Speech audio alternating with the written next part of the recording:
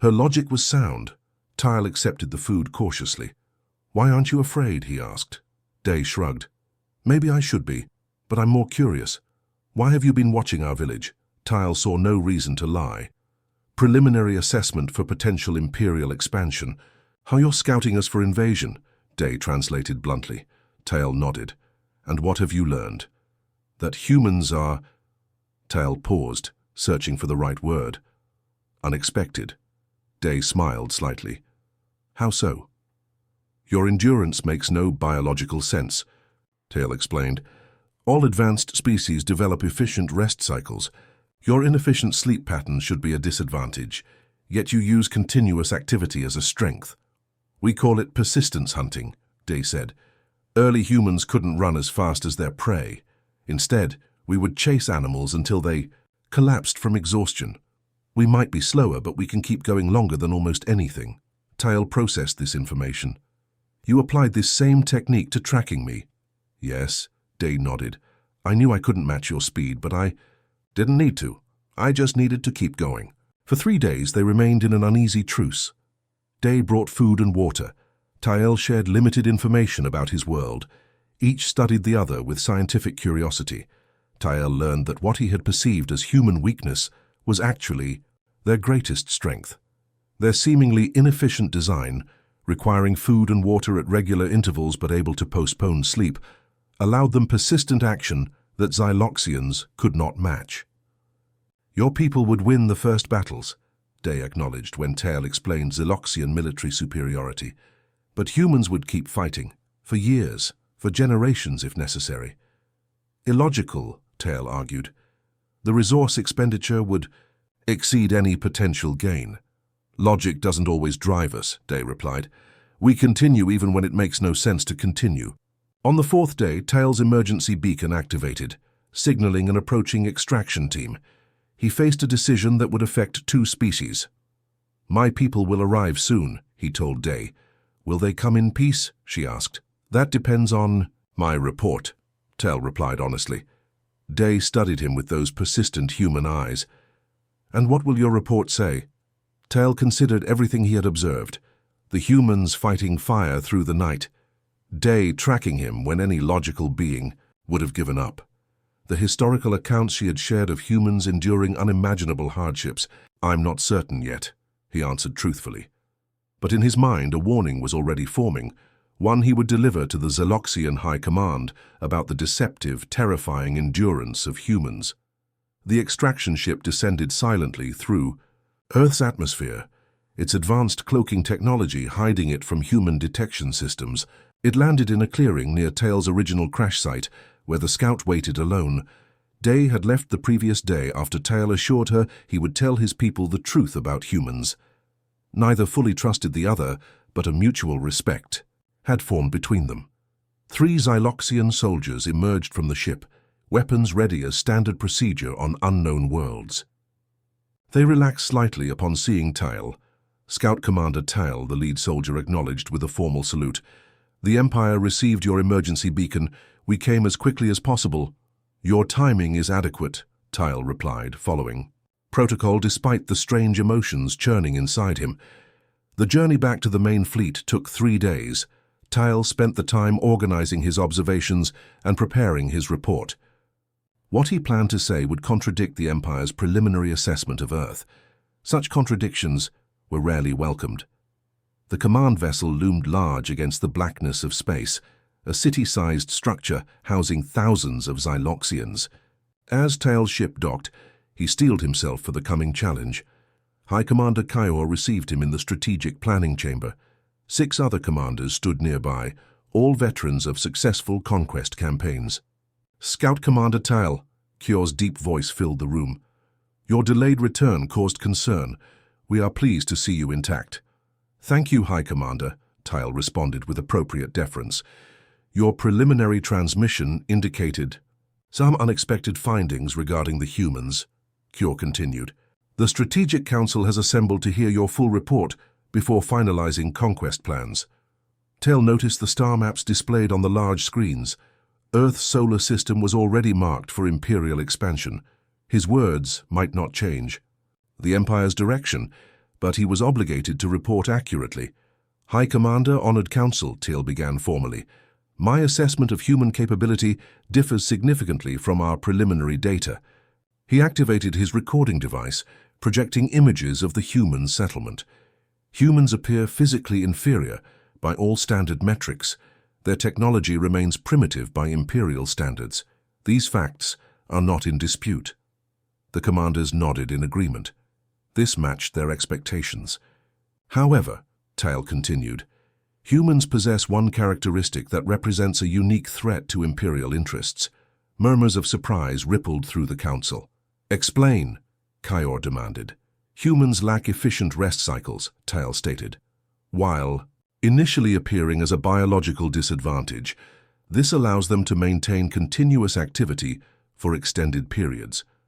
During crisis situations, they can function effectively for 20 or more hours without rest." Kior dismissed this with a wave. "A minor curiosity, not a strategic concern. Our forces would still overwhelm them easily." "With respect, High Commander," Teal pressed, "this trait manifests as exceptional persistence. When humans determine a course of action, they continue long past the point where logic would dictate surrender."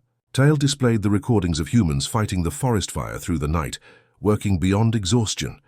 "Impressive endurance for primitives," one commander acknowledged, "but against our weaponry." "They tracked me," Teal interrupted, "breaking protocol. One human female followed me through mountains in darkness, over difficult terrain for hours without stopping. When I entered my mandatory rest cycle, she simply waited. She knew she could outlast me." The council fell silent at this revelation.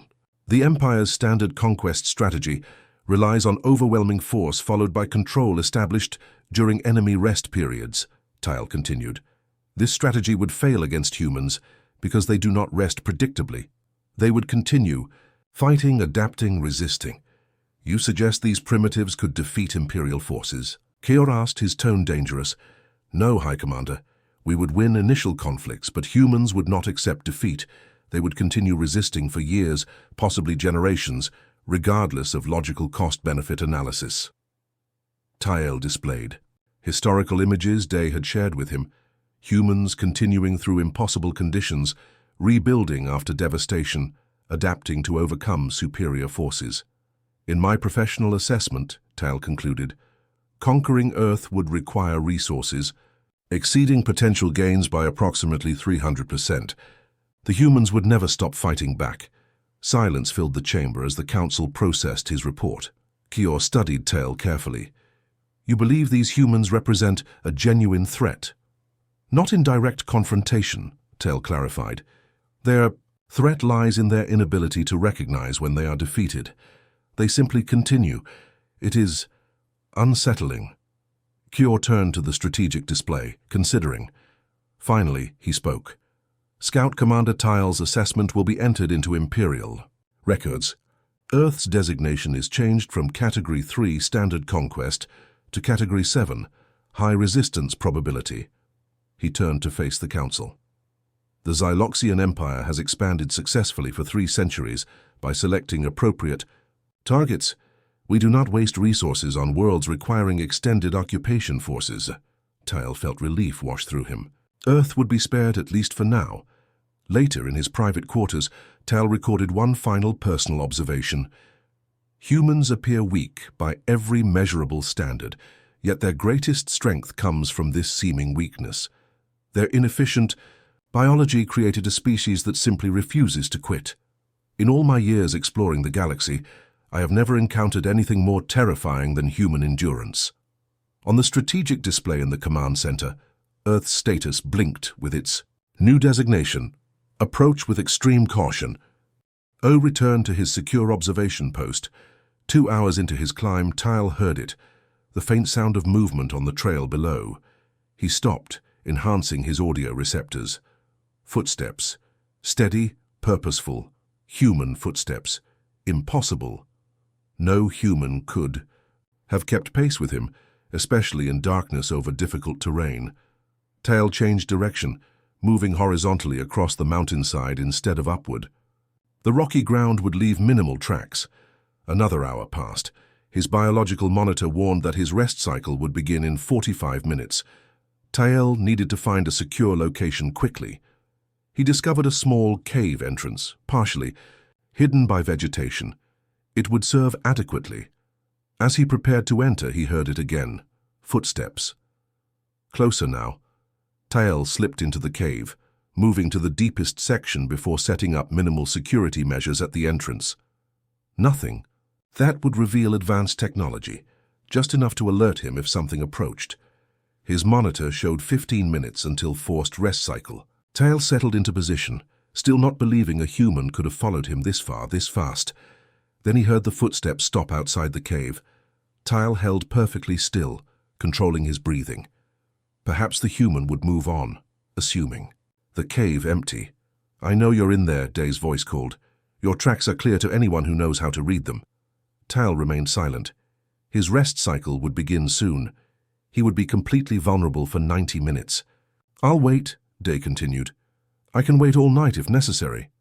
The realization hit Tael with chilling clarity. She could wait. Humans didn't have mandatory rest cycles. While he would shut down completely, she would remain alert, patient, persistent. For the first time in his career as an Imperial scout, Tael felt truly trapped. His superior strength, speed, and technology meant nothing against this bizarre human ability to simply continue. As his biological systems began the shutdown sequence, Tael recorded one final observation. The human's greatest weapon isn't anything we expected.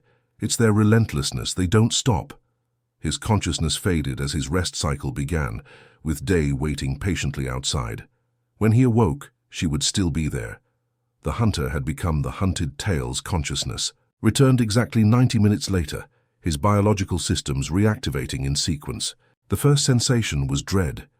He remembered the human female, Day, had tracked him to this cave before his mandatory rest cycle began. He listened carefully. Quiet breathing came from near the cave entrance. She was still there, just as she had promised. Tael assessed his options. His superior strength could easily overpower a single human, but violence wasn't his mission. Scouts gathered intelligence. They avoided direct conflict whenever possible. "I know you're awake," Day called from the entrance. Your breathing pattern changed. Tael remained silent, surprised by her perceptiveness. "You slept very deeply," she continued. "Didn't move at all for exactly an hour and a half. That's not normal." Tael realized his cover was compromised. The precise timing of his rest cycle had revealed his non-human nature. "You're not from around here," Day said. "Not from anywhere on Earth, I'm guessing." The directness of her statement startled him. Tael decided to change tactics. "How did you follow me?" he asked. "I moved at maximum speed." "You're fast," Day acknowledged. "Faster than any human. But speed isn't everything. I tracked your footprints, broken branches, disturbed rocks. When I lost your trail, I thought about where I would go if I were trying to hide. Then I kept going." "You should have been exhausted." Tael said. "I was tired," she admitted. "Still am, but that doesn't mean I stop." Tael heard her shift position, moving deeper into the cave. His eyes, adapted for low light, saw her clearly. She looked tired but alert, watching him with intense curiosity rather than fear. "What are you?" she asked. Tael calculated rapidly. His mission was compromised, but he could still gather valuable information, perhaps even more valuable now with direct interaction. "I am Tael, scout for the Zyloxian Empire," he said, allowing his human disguise to retract, revealing his true form, taller, with 4 eyes, blue-tinged skin, and 6 fingers on each hand. Day's eyes widened, but she didn't run or scream. She simply nodded. "I knew there was something different about you. Been watching you, watching us for the past week." This revelation shocked Tael. "You knew I was observing?" "Not at first," she said, "but you left signs. Small things most people wouldn't notice. I spend my life in these mountains. I noticed changes." She reached into her pack and pulled out something wrapped in cloth. "You must be hungry. Your kind eats, right?" Tael stared at the offered food with suspicion. "It's not poisoned," Day said. "If I wanted to harm you, I could have done it while you were in that strange sleep." "She has been active for 22 hours straight," Tal noted with disbelief. No signs of neural degradation, impossible by Zyloxian standards. When his own rest cycle hit, Tal had no choice but to shut down completely for 90 minutes, making him vulnerable. Each time he awoke, the humans had continued their progress. 5 days into tracking one expedition, Tal made another disturbing discovery. 2 humans were injured when a rockslide blocked their return path. Day and the others began clearing the rocks by hand. Their progress was slow, inefficient by any reasonable standard. They should abandon the effort, Tal recorded. The energy expenditure exceeds the logical threshold, but they didn't stop. Hour after hour they moved rocks. When night fell, they continued by firelight. Tal was forced through 2 rest cycles during their effort. Each time he reactivated, expecting to find the humans had given up. He instead found them still working. They simply don't stop, he whispered to himself. By morning they had cleared a path and were helping the injured members through. Their hands were bleeding. Their faces showed signs of extreme fatigue. Yet they continued. Tal returned to his main observation post as the expedition made its way back to the settlement. He needed to process this information. The implications were becoming clear. What the Empire had considered human weakness might actually be strength. 2 days later, disaster struck the settlement. During a period of dry weather, sparks from a cooking fire ignited the surrounding forest. Within hours, a massive fire threatened the entire human community. Tal watched, expecting the logical response: evacuation and abandonment of the settlement. The structures could be rebuilt. Survival should take priority. Instead, the humans organized. They formed lines passing containers of water from a nearby stream to the fire's edge. They dug trenches to create barriers. Some ventured dangerously close to the flames to save structures. Completely irrational behavior, Tal noted. Risk levels exceed any acceptable parameter.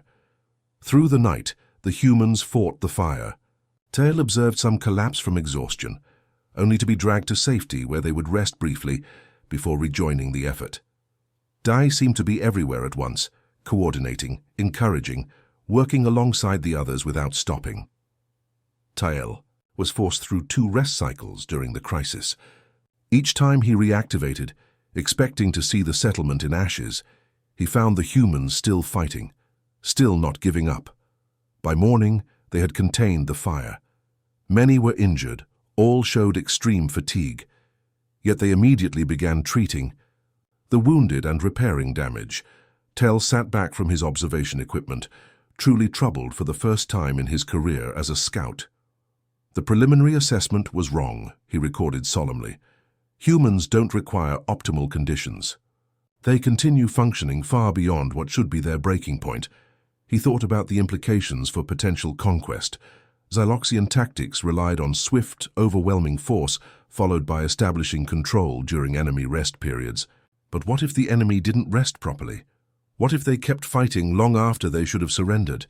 Tal's supplies were running low. He would need to acquire more from the human settlement soon.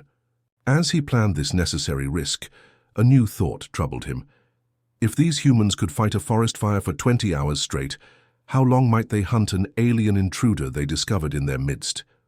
The thought made his skin prickle with an unfamiliar sensation. Tal, veteran scout of the mighty Zyloxian Empire, was beginning to feel fear. Tal's food supplies had reached critical levels. 20 days into his unplanned extended mission, the Zyloxian scout was forced to consider a dangerous option: raiding the human settlement. He had identified a small storage building on the edge of the community that appeared to contain preserved food. He checked his biological monitor. His next rest cycle wouldn't trigger for 5 hours, enough time to complete the mission if he moved efficiently. Tal waited until the darkest part of night, when human activity had decreased to minimal levels. Most dwellings showed no lights. The temperature had dropped, making his thermal camouflage more effective.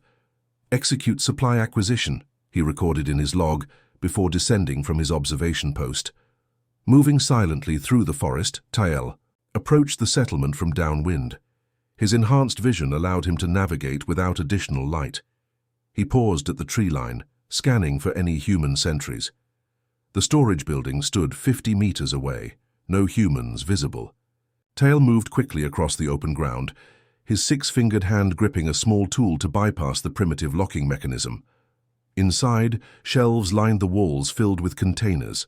Tail identified items that matched human food consumption, patterns he had observed. He began filling his supply bag efficiently. "That's not yours," the voice came from behind him. Tail spun around, nearly knocking over a shelf. Day stood in the doorway, blocking his exit. She held a simple metal tool, some kind of cutting implement. Her stance indicated readiness for confrontation. Tail's mind raced through options. His disguise remained intact, but his behavior was clearly suspicious. Direct confrontation was risky. If his true nature was discovered, the mission would be compromised. "I was hungry," he said in practiced human speech. "We help people who need food," Day replied. "We don't welcome thieves." She stepped forward, and the moonlight through the window illuminated her face. Her eyes narrowed as she studied him. "I haven't seen you before. Where are you from?" The question carried suspicion. Tail realized his cover story hadn't been prepared adequately. A tactical error. "Far away," he answered vaguely, edging toward the door. Day moved with unexpected speed, blocking his path again. "You're not from any settlement I know, and I know all of them within 50 miles. Tail made his decision. Without warning, he pushed past her, knocking her aside with his superior strength. He heard her exclamation of surprise as he broke into a run. Behind him, voices raised in alarm. Lights appeared in windows. Tail didn't look back, heading straight for the forest. Once among the trees, he increased his pace to maximum sustainable speed. Zyloxians could run at 3 times human velocity at peak performance. He would lose any pursuers quickly. An hour later, Tail had reached the base of the mountain range. He paused, listening. No sounds of pursuit.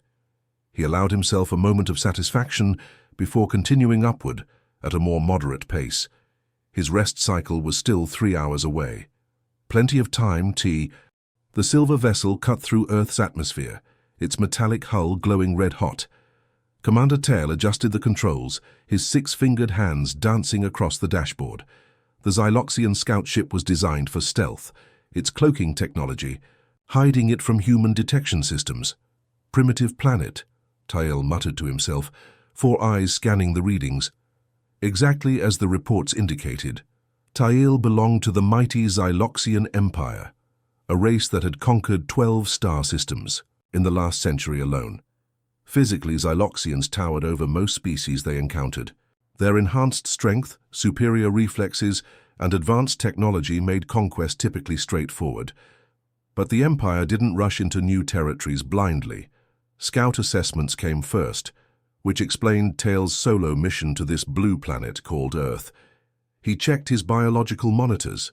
His rest cycle would be due in 8 hours. Unlike humans, Zyloxians required short but frequent rest periods, an evolutionary trade-off for their otherwise superior biology. During these mandatory recovery cycles, a Zyloxian's consciousness dimmed completely for exactly 90 minutes. Tail guided his ship toward a remote mountain range, planning to establish his observation post away from dense human populations. The ship's scanners had identified a small settlement nearby, perfect for studying the creatures without drawing attention. The first warning indicator flashed red. Solar radiation spike, Tail noted with mild concern. Earth's sun was unpredictable, prone to sudden flares. Then everything went wrong at once. The radiation surge interfered with his navigation systems. The backup systems failed to engage properly.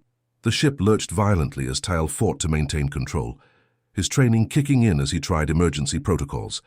"Empire vessel ZX-419 requesting immediate assistance," he transmitted, but the communication array sputtered and died. The ground approached fast, too fast. Tail braced himself as the ship plowed through a forest canopy, metal shrieking against wood, until it finally skidded to a halt in a small clearing. Smoke filled the cabin. Emergency systems hissed as fire suppressants activated. Tail checked. Himself for injuries. A few cuts, nothing serious. His equipment compartment had remained intact. Outside the ship, birds returned to their calls after the momentary disruption. Tail ran diagnostics. The results were not promising. Propulsion offline, communications offline, cloaking compromised. He gathered essential supplies into a container: observation equipment, survival tools, emergency rations, the auto repair. Systems might fix some damage, but not enough for takeoff. The emergency beacon would activate on a delay, signaling the Empire for extraction. Until then, Tile was stranded. Adapt and proceed, he reminded himself of Scout protocol. Disguised in a biological covering that approximated human appearance, Tile left his ship.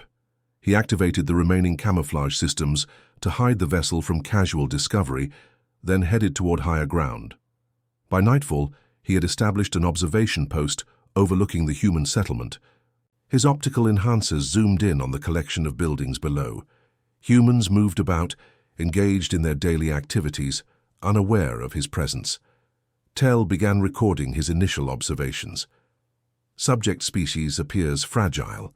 Average height. Approximately 2/3 of Zyloxian standard. Muscle density readings suggest strength levels at merely 30% of our capability. Primitive dwellings, rudimentary power systems, constant internal disputes observed. He watched as two humans argued over some trivial matter. Such emotional creatures. The Zyloxian Empire had evolved beyond such inefficient displays centuries. A group caught his attention, humans loading supplies into a transport vehicle. One gave orders that the others followed. Tile focused on this apparent leader, a female with dark hair pulled back. His translator picked up her name, Day. Tile observed her methodical efficiency, noting how the others responded to her directions, without question. A sub-commander of some sort, perhaps, worth studying further. As darkness fell, Tile expected the settlement to quiet as the humans entered their rest cycle. Instead, many remained active. Lights continued to illuminate dwellings. Some humans gathered around fires, consuming nutrition and engaging in social bonding rituals. Irregular rest patterns, Tal noted with mild curiosity. Inefficient. The next morning, Tal tracked Day as she led a group into the mountains. They carried supplies on their backs and moved with purpose, some kind of expedition. Tal decided to follow at a safe distance. The more he learned about their patterns and capabilities, the more complete his report would be. As the human group hiked through difficult terrain, Tile waited for them to take regular rest breaks. Hours passed, and they continued with only brief stops to consume water and small amounts of food. Tile checked his biological monitor. His own mandatory rest cycle would begin in 30 minutes, forcing him to find a secure location to become temporarily vulnerable. Curious, he noted in his log as the humans showed no signs of stopping. Their endurance exceeds preliminary reports. This detail seemed minor, but Tile was thorough. Every observation mattered when evaluating a potential conquest. He didn't realize yet that this seemingly insignificant trait would completely change his understanding of humans and what made them truly dangerous. 14 days had passed. Since Tale's crash landing, the Zyloxian scout maintained his hidden observation post in the mountains, overlooking the human settlement. His emergency beacon remained active, but no rescue had arrived yet, likely due to Earth's remote position. In this sector of space, Tale's data logs were filling with observations about human behavior. Something wasn't adding up. According to Imperial records, humans should be easy to conquer, physically weaker, technologically primitive, and constantly fighting among themselves. But Tale was noticing patterns that troubled him. Rest cycle. Anomaly continues, he recorded into his device. Humans maintain activity for 16 to 18 hours before entering short recovery periods. Some individuals function on even less. This contradicted everything Tile understood about intelligent species. Zyloxians, despite their many advantages, required precisely timed 90-minute rest cycles every 6 hours. Without these, their neural functions would deteriorate rapidly. Tale focused his observation tools on the human named Dai. She fascinated him. As a guide for the mountain expeditions, she regularly led groups on journeys lasting several days. Tale had followed 3 such expeditions now, maintaining a safe distance. During the most recent trip, a sudden storm had forced the human group to seek shelter. Tile watched from a hidden position as Dai worked tirelessly, securing equipment, building a temporary shelter. preparing food for the group, all while encouraging the others. When everyone else finally slept, she took the first watch, staying alert for dangers.